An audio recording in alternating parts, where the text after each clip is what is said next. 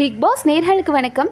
நீ யாரா என்னைய பேச, நீ யார் என்னைய பேச, நான் என்ன பண்ணணும் எப்போ தடவணும்னு எனக்கு தெரியும், நீ எப்படா என்ன சொல்லலாம் அப்படின்னு பார்வதிக்கும் எஃப்ஜேக்கும் சண்டை. ஸோ தடவல்ஸ்க்கும் சண்டையா அப்படின்ற மாதிரி தான் இருக்குது. ஸோ லைக் இவங்களுக்குள்ள ஒரு டிஸ்கஷன் போயிட்டு இருந்திருக்கு. ஆக்சுவலி நேற்று என்ன நடந்தது அப்படின்னா, இவர் நம்மளோட சபரி வந்து அந்த ஜுவல்லை எடுத்துட்டார். லைக் பார்க்கும்போதே சுபிக்ஷா பார்க்கும்போதே எடுத்துட்டார். ஸோ பிக் பாஸ் சொல்லிட்டாரு அது தப்பு, அந்த டீம் பார்த்துட்டு இருக்கும்போதே நீங்கள் எடுத்தது தப்பு. ஸோ அந்த நகையை கொண்டு போய் அங்கே வச்சுட்டு உங்களை ஜெயிலில் பூட்டணும் அப்படின்ட்டாங்க. ஸோ நைட்டெல்லாம் இவங்களுக்கு ஒரே வெறி, ஐயோ நம்ம நகை இப்போ காணாமல் போயிடுச்சு, ஆனால் அவங்களோட நகை அவங்க வச்சுட்டாங்க, அப்போ நம்ம என்ன பண்ணுறது, இது எப்படியாவது எடுக்கணும் அப்படின்னு பிளான் போட்டுக்கிட்டே இருக்காங்க. நைட்லேருந்து இப்போ வரைக்கும் பிளான் மட்டும்தான் போட்டுட்டு இருக்காங்களே தவிர எக்ஸிக்யூஷனே கிடையாது. ஏன்னா வந்துட்டு ஏதாவது பெட்ஷீட்டை மறைச்சி, அதாவது அவங்க பார்க்கும்போது நம்ம எடுக்கக்கூடாது, ஒரு 4 பேர் நம்ம போகணும், பெட்ஷீட்டை வச்சு அவங்க மூஞ்சை மறைச்சிடணும். அப்போ அந்த 4 பேரில் யாரோ ஒருத்தர் எடுத்துட்டு நம்ம எங்கேயாவது போய் ஒழிச்சிடலாம். அப்போ மற்றவங்களுக்கு தெரியாது இல்லையா, ரெட்ரோ டீமுக்கு தெரியாது நம்ம யார் எடுத்தோம்னு தெரியாது, நம்ம அப்படி பண்ணிடலாம் அப்படின்னு பேசுகிறானுங்களே தவிர இப்போ வரைக்கும் பேசிட்டு தான் இருக்காங்க, எக்ஸிக்யூட் பண்ண மாட்டாங்க. ஏன்னா நைட்டே இதை எக்ஸிக்யூட் பண்ணணும்னு நினச்சாங்க, ஆனால் எல்லாரும் குப்புறப்படுத்து கொரட்டை விட்டு தூங்க ஆரம்பிச்சிட்டாங்க. எனக்கு தெரிஞ்சு சாண்ட்ரா தூங்காமல் இருந்தாங்க, அதுமாதிரி சபரியும் கொஞ்சம் ரொம்ப நேரம் வந்துட்டு தூங்காமல் தான் இருந்தார். ஓகே இவங்க எல்லாம் வருவாங்கன்னு அப்படி தான் பிளான் பண்ணாங்க, தூங்குற மாதிரி போய் படுத்துட்டு நம்ம வந்துடுவோம் அப்படின்னு பிளான் பண்ணாங்க. பட் எல்லாரும் தூங்கிட்டாங்க. அண்ட் இப்போ காலையில் பார்த்தோம் அப்படின்னா இவங்க 2 பேரும் சாண்ட்ரா அண்ட் ரம்யாக்குள்ள ஒரு டிஸ்கஷன் போச்சு. அப்போ ரம்யா சொல்கிறாங்க எஃப்ஜே எழுப்பி பார்த்தா அவன் எந்திரிக்கலாம், அவன் வந்திருந்தாலும் நம்ம ஏதாவது எக்ஸிக்யூட் பண்ணியிருந்துக்கலாம் அப்படின்னு போது சாண்ட்ரா கேட்குறாங்க, நீ எஃப்ஜேவை எழுப்பாத, வேண்டாம், அவன் நேற்றும் தூங்கிட்டான், முந்தானேத்தும் தூங்கிட்டான், அவனை ஃபர்ஸ்ட்டில் நம்ம குத்தலாமே தவிர அவன் எந்திரிக்கவும் வேண்டாம், அவன் பெர்ஃபார்ம் பண்ணவும் வேண்டாம் அப்படின்னு. அண்ட் மோரோவர் எந்த டிஸ்கஷன்லையும் அவன் வரமாட்டான். எஃப்ஜே என்ன நினச்சிட்டு இருக்கான் எனக்கு புரியல, எந்த டாஸ்க்கு தான் அவன் ஒழுங்காக பண்ணுறான், எல்லாத்துலேயுமே இப்படி ஆட்டிடியூடாக திமுறா தான் இருப்பான் அப்படின்னா நீ எல்லாம் எதுக்கு உள்ள வர, வாங்குற காசுக்கு என்ன வேலை செஞ்சிருக்க, போன டாஸ்க்லயும் சரி ஒண்ணுமே பண்ணல, அசிஸ்டன்ட் வார்டன் அப்படின்னாங்க, உங்களுக்கு கொடுக்கப்பட்ட டாஸ்கே ரொம்ப அன்பா இருக்கணும் அப்படின்னு. யார்கிட்ட அன்பா இருந்தீங்க, வியானாவை தவிர வேறு யார்கிட்டயும் அன்பா கிடையாது நீங்க. அண்ட் ஏதோ 2 பேரும் சேர்ந்து குக் பண்ணீங்க, ஓகே, தாண்டி டாஸ்கில் இன்வால்வ்டாக அவர் எதுவுமே பண்ணலை. அண்ட் இந்த டாஸ்க்லையும் சரி ஒரு சூப்பரான கேரக்டர் சிம்பு கேரக்டர்லாம் வேறு லெவலில் பெர்ஃபார்ம் பண்ணலாம், ஏன்னா எதையாவது ஒன்று பண்ணிக்கிட்டே இருக்கலாம், ஆனால் அதையும் பெர்ஃபார்ம் பண்ணவே மாட்டுறாரு. அவர் பாட்டுக்கு போயிடறாரு, கேரக்டர் விட்டு வெளியே வந்து எஃப்ஜேவாக பேச ஆரம்பிச்சிடுறாரு பல இடங்களில். இந்த டீம் ஒரு மொக்க டிஸ்கஷன் தான் பண்ணுறாங்க, இவங்க மாடர்ன் சினிமா மொக்கையாக டிஸ்கஸ் பண்ணுறாங்களே தவிர எக்ஸிக்யூட் பண்ண மாட்டாங்க தான். அட்லீஸ்ட் அந்த டிஸ்கஷன்லேயும் வந்து உட்கார மாட்டார். காலையில் வினோத்லாம் கேட்டுட்டார், என்ன எஃப்ஜே நீ டீமில் தான் இருக்கியா, எப்போதுமே வந்து டிஸ்கஷன் எதுலையுமே இருக்க மாட்டேற அப்படின்னு போது, யோ என்னன்னா நீ எப்போ பாரு டிஸ்கஷன் தான் பண்ணுறீங்க, என்னத்தை எக்ஸிக்யூட் பண்ணிட்டீங்க அப்படின்னு காலையில் டென்ஷன் ஆனார். ஸோ அதனால் இந்த மாதிரி ஒரு டிஸ்கஷனோ இல்லை வர்ஸ்ட் பெர்ஃபார்மர் அந்த மாதிரி ஏதோ பேசுகிறாங்க போல இருக்குது. அப்போ தான் வந்துட்டு இவருங்க பார்வதியும் ஃபர்ஸ்ட் சொல்கிற மாதிரி தெரியுது நமக்கு, லைக் அவன் தான் 2 நாளாக தூங்கிட்டு இருந்தானே அப்படின்ற மாதிரி எஃப்ஜேவை கேட்குறாங்க. அப்போ எஃப்ஜே இருந்துட்டு, சரி நான் தூங்கிட்டு இருந்தேன், நீங்களாம் தூங்காமல் என்னத்தை கிழிச்சிங்க, உட்காந்து பேசுகிறீங்க இல்லையா, என்னத்தை நீங்களாம் எக்ஸிக்யூட் பண்ணீங்க அப்படின்ற மாதிரி கேட்கும்போது கமருதீனும் எந்திரிச்சு வந்துரு, அப்போ நீ என்னத்தரா கிழிச்ச, நீ எங்களை கிழிச்சேன்னு கேட்குற, அப்போ நீ என்னத்தை கிழிச்ச அப்படின்னு கமருதீன் கேட்குற.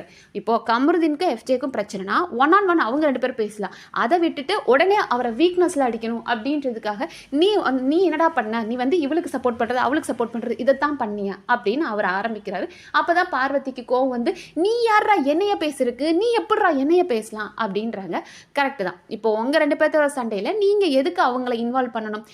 இந்த வீட்டில் நடக்கிற ஒவ்வொரு விஷயமே எல்லாரும் பேசுவாங்க, அண்ட் இது உங்கள் வீக்னஸ்ன்னு தெரிஞ்சால் உங்களை வீக்னஸில் அடிப்பாங்க, ஆனால் இந்த கேமுக்கு அது எப்படி அஃபெக்ட் பண்ணுது அப்படின்ற மாதிரி வேலிடாக பேசியிருக்கணும். இப்போ எஃப்ஜே சொல்கிறார் இல்லையா, நீ அவளுக்கு சப்போர்ட் பண்ணிட்டு இவளுக்கு சப்போர்ட் பண்ணிட்டு என்னடா பண்ண அப்படின்னு கேட்டதுக்கு பதிலாக, நேற்று நைட்டு நம்ம வந்து நேற்று நைட்டு வந்துட்டு இவங்க 2 பேரையும் தான் பார்வதி அண்ட் கமருதீனை வந்துட்டு நெக்லஸை பார்த்துக்கோங்கன்னு சொல்லிட்டு மற்றவங்களாம் படுத்து தூங்கியிருப்பாங்க. சரி 2 பேரும் முழிச்சிருங்கன்ட்டு அந்த நேரம் இவங்க 2 பேரும் உட்காந்து தடவிக்கிட்டு ஒருத்தருக்கு ஒருத்தர் மசாஜ் பண்ணிக்கிட்டு கொஞ்சிக்கிட்டு இருந்தாங்க.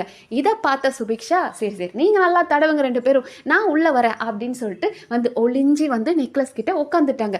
ஆனால் அதை அந்த நேரம் சபரி பார்த்துட்டு, டேய் என்னடா பண்ணிட்டு இருக்கீங்க 2 பேரும், அங்கே சுபிக்ஷா உட்காந்து வெயிட் பண்ணிட்டு இருக்காடா, நீங்கள் தடவிட்டு இருப்பீங்க, அவள் பாட்டுக்கு எடுத்துகிட்டு போயிடுவா, என்னடா பண்ணுறீங்க அப்படின்னதுக்கப்புறம் தான் 2 பேரும் பார்க்குறாங்க, ஐயையோ நம்ம இதில் ஜாலியாக இருக்கிற டைமில் அவள் வந்துட்டாளே அப்படின்னு. ஸோ நீங்கள் சொல்கிறதா இருந்தால் வேலிடாக நீங்கள் 2 பேரும் என்னத்தை காவல் காத்தீங்க, என்ன சொல்கிறீங்க இல்லையா, நீங்கள் 2 பேரும் என்னடா பண்ணீங்க, நானா தூங்கினேன்னு சொல்கிறீங்க, ஆனால் நீங்கள் தூங்காமல் காவல் காக்குறன்ற பேரில் நீங்கள் 2 பேரும் கொஞ்சிட்டு இருந்த டைமில் தானே அவள் எடுக்க வந்தா அப்படின்ற மாதிரி வேலிடாக ஏதாவது சொன்னால் பரவாயில்ல, அதை விட்டுட்டு நீ அவளுக்கு சப்போர்ட் பண்ணுற இவளுக்கு சப்போர்ட் பண்ணுறேன்னு போது பார்வதி உள்ள என்டர் ஆகுறாங்க. நீ எப்படா என்ன பேசலாம், அண்ட் நீ யாரா என்ன சொல்றது, நீயும் ஒரு கண்டஸ்டன்ட் தான் அப்படின்றாங்க. இந்த வீட்டுக்குள்ள நடக்கிற ஒவ்வொரு விஷயங்களையும் பேசுவாங்க. உங்களுக்கு அது வீக்னஸ் அப்படின்னா அந்த வீக்னஸ்ல உங்களை அடிக்க தான் ட்ரை பண்ணுவாங்க. அப்ப நீங்க ஒழுக்கமா நடந்துக்கணும். இங்க எதுக்கு வந்திருக்கோம், கேம் விளையாட வந்திருக்கோம். அப்ப கேமை விளையாடிட்டு நம்ம மூடிட்டு போகணும். வெளியே போனதுக்கு அப்புறம் நீங்க யார் கூட வேணாலும் எத்தனை பேர் கூடலும் எப்படி வேணாலும் போவீங்க, அதை யாரும் கேட்க மாட்டாங்க. அதை ஏங்க நாங்க வந்து கேட்க போறோம். இந்த கேம்குள்ள நீங்க இப்படி இருந்தால் இந்தந்த பெயர்கள் உங்களுக்கு வரதான் செய்யும். ஆனால் அதை கேட்ட நபர் இருக்கார் பாருங்க, அதுதான் சூப்பர். எஃப்ஜே மாதிரி ஒரு நபர் கேட்கும் போது தான், சார் நீங்க என்ன சார் பண்ணிட்டு இருந்தீங்க, வந்ததுலேருந்து 2-3 வாரம் ஆதிரை போனதுக்கப்புறம் அமைதியாக இருந்தீங்க. அதுக்கப்புறம் உங்களுக்கு இவங்க வியானா கிடைச்சாங்க, 2 வாரம் வியானா கூட இருந்தீங்க. வியானா செருப்படி வாங்கினது, ஆஹா வீட்டில் ட்ரெஸ் அனுப்பல, நம்ம மேலே கடும் கோபத்தில் இருக்காங்க, நாம எஸ்கேப் போயிடுவோம் அப்படின்னு வியானா எஸ்கேப் ஆனதுக்கப்புறம் இப்போ போய் உட்காந்து அரோரா கூட கொஞ்சிட்டு இருக்க, நீ எல்லாம் இதை பேசிட்டு இருக்க. கொஞ்சம் நியாயமானவனு எவனாவது அந்த வீட்டில் பேசுவானுங்களா? அப்படி ஒருத்தனும் அந்த வீட்டில் கிடையாது. அண்ட் நேற்று தான் அந்த மனுஷன் அவ்வளோ சொல்கிறாரு, அவர் பேச்சை கேளுங்க, முடிஞ்சால் என்னை மறுபடியும் ஏர்ன் பண்ணி காட்டுங்க அப்படின்னு சொல்லியிருக்காரு. ஆனால் இன்னைக்கு இதுங்க எல்லாம் மறுபடியும் கத்திட்டு இருக்காங்க. ஏன்னா நம்ம ப்ரோமோல ஒரு சீன் பார்க்க முடியுது, சபரி கத்துறாரு, அவர் பேசுறாரு, அமைதியாக இருங்கன்னு சொல்றாரு.